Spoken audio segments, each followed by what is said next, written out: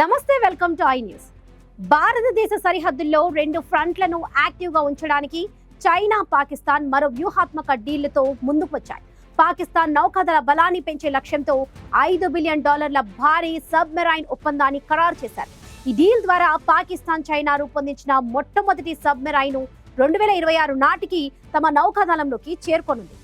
మొత్తం 8 hanger class సబ్మెరైన్లు తీసుకునే ఈ నిర్ణయం ఉత్తర అరేబియా సముద్రంలో, హిందూ మహాసముద్రంలో పాక్ నిఘా కార్యకలాపాలను పెంచే ప్రయత్నం.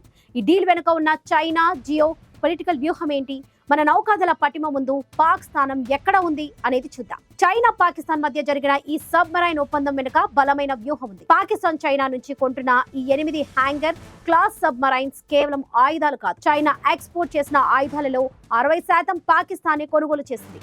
ఇది రెండు దేశాల మధ్య ఉన్న రక్షణ బంధాన్ని స్పష్టం చేస్తుంది. ఈ ఒప్పందంలో భాగంగా మొదటి 4 సబ్మెరైన్స్ ను చైనాలోనే తయారు చేయనున్నారు. మిగిలిన 4 సబ్మెరైన్స్ ను పాకిస్తాన్ లో అసెంబుల్ చేయనున్నారు. అంటే చైనా పాక్ సాంకేతిక పరిజ్ఞానాన్ని బదిలీ చేస్తుంది. వ్యూహాత్మక ప్రయోజనం కోసం చైనా ఈ డీల్ ను వాడుకుంటుంది.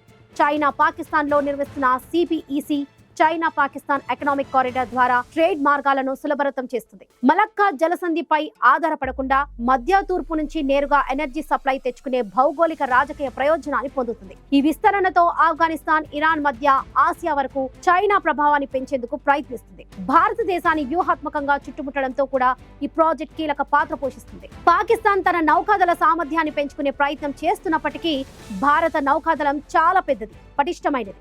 భారత్ వద్ద 293 యుద్ధ నౌకలున్నాయి. ఇందులో 2 ఎయిర్ క్రాఫ్ట్ క్యారియర్లు, 18 సబ్మెరైన్స్ ఉన్నాయి. పాకిస్తాన్ వద్ద 121 పోర్ట్స్ మాత్రమే ఉన్నాయి. దీనికి ఎయిర్ క్రాఫ్ట్ క్యారియర్స్ లేదు. ముఖ్యంగా భారతదేశం 3 న్యూక్లియర్ సబ్మెరైన్స్ ను కూడా ఆపరేట్ చేస్తుంది. పాక్ ఈ బలాన్ని పెంచుకోవాలని చూసినా ఇండియన్ నేవీ పటిమ ముందు ఆ ప్రయత్నం తక్కువ ప్రభావం చూపుతుంది.